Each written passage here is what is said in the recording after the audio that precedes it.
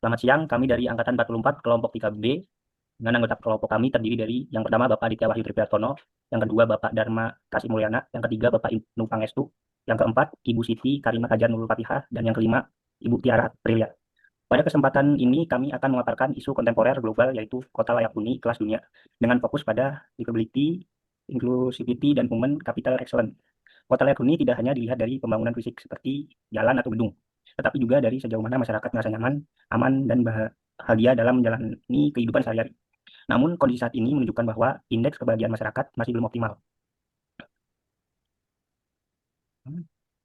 Hal ini dipengaruhi oleh berbagai faktor yang saling berkaitan. Di antaranya adalah ketimpangan antara pendapatan dan pengeluaran sehingga daya beli masyarakat menurun. Selain itu, tingginya biaya hidup di perkotaan juga menjadi tekanan tersendiri.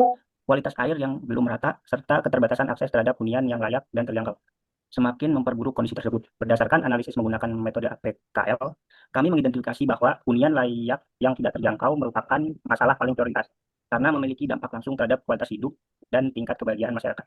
Selanjutnya akan dijelaskan oleh Bapak Dharma. Untuk memahami akar permasalahan hunian yang tidak terjangkau, kami menggunakan analisis Fishbone. Dari sisi men atau sumber daya manusia, permasalahan muncul karena daya beli masyarakat yang masih rendah, serta tingginya urbanisasi yang menyebabkan peningkatan kebutuhan hunian di perkotaan. Dari sisi metode atau kebijakan, regulasi perumahan dan tata ruang belum sepenuhnya optimal. Selain itu, proses perizinan yang masih panjang dan kompleks juga menghambat percepatan pembangunan hunian. Dari sisi mesin atau teknologi, sistem data perumahan belum terintegrasi secara digital, sehingga perencanaan dan distribusi bantuan perumahan belum tepat sasaran. Dari sisi material, harga tanah yang terus meningkat, ditambah dengan kenaikan biaya bahan bangunan, membuat harga rumah semakin tidak terjangkau bagi masyarakat. Dari sisi money atau pembiayaan, terdapat keterbatasan anggaran pemerintah, serta sulitnya akses masyarakat terhadap kredit perumahan yang terjangkau. Dan dari sisi environment atau lingkungan, keterbatasan lahan di perkotaan, kepadatan penduduk, serta adanya spekulasi harga tanah semakin memperparah kondisi ini. Sehingga dapat disimpulkan bahwa permasalahan hunian ini bersifat kompleks, multidimensional, dan membutuhkan solusi yang terintegrasi lintas sektor. Selanjutnya akan dijelaskan oleh Bapak Ibnu Pangestu. Dipersilakan.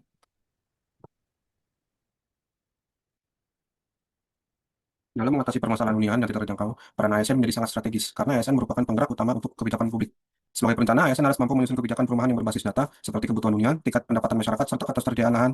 Selain itu, perencanaan juga harus terintegrasi dengan dokumen pembangunan daerah seperti RPJMD dan tata ruang wilayah. Sebagai pelaksana, ASN bertugas memastikan program perumahan berjalan secara efektif dan tepat sasaran. Hal ini dapat dilakukan melalui percepatan pembangunan rumah susun, penyederhanaan izin, serta pemanfaatan sistem digital dalam pelayanan perumahan. Sebagai pengawas, ASN harus memastikan seluruh program berjalan transparan dan akuntabel, termasuk dalam pengelolaan anggaran, penyaluran subsidi, serta pengawasan kualitas pembangunan agar sesuai standar.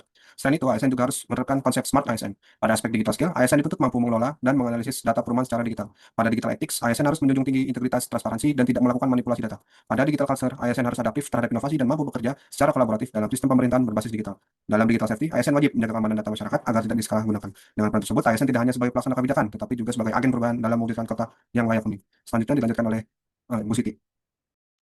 Selanjutnya, kami melakukan analisis penentuan prioritas menggunakan metode USG, yaitu Urgency, Seriousness, dan Growth. Dari sisi urgency, masalah hunian dinilai sangat mendesak karena kebutuhan tempat tinggal merupakan kebutuhan dasar masyarakat yang segera dipenuhi. Dari sisi seriousness, dampaknya sangat luas, mulai dari meningkatnya kawasan kumuh, ketimpangan sosial, hingga menurunnya kualitas hidup dan kebahagiaan masyarakat. Sedangkan dari sisi growth, permasalahan ini terus berkembang seiring dengan pertumbuhan penduduk dan urbanisasi yang tidak terkendali. Oleh karena itu, berdasarkan hasil analisis USG, hunian tidak terjangkau ditetapkan sebagai isu prioritas utama. Selanjutnya yaitu kami menggunakan metode MC Namara untuk menentukan solusi terbaik dengan membandingkan beberapa alternatif berdasarkan efektivitas, efisiensi, kemudahan pelaksanaan, dan dampak yang dihasilkan. Hasil analisis menunjukkan bahwa pembangunan rumah susun atau rusun merupakan solusi paling optimal. Hal ini karena rusun mampu mengatasi keterbatasan lahan, melalui pembangunan vertikal memiliki biaya relatif lebih terjangkau dibandingkan perumahan horizontal, serta mampu menjangkau masyarakat dalam jumlah yang lebih besar. Dengan demikian, pembangunan rumah susun menjadi solusi prioritas dalam mendukung terwujudnya kota yang layak huni. Selanjutnya akan dijelaskan oleh Ibu Tiara Aprilia. Sebagai tindak lanjut dari solusi yang telah ditetapkan, yaitu pembangunan rumah susun, kami merumuskan implementasi menggunakan pendekatan POA-CE. Pada tahap planning, dilakukan perencanaan pembangunan rumah susun yang terintegrasi dengan transportasi publik atau transit oriented development, serta berbasis pada data kebutuhan masyarakat dan kepadatan wilayah.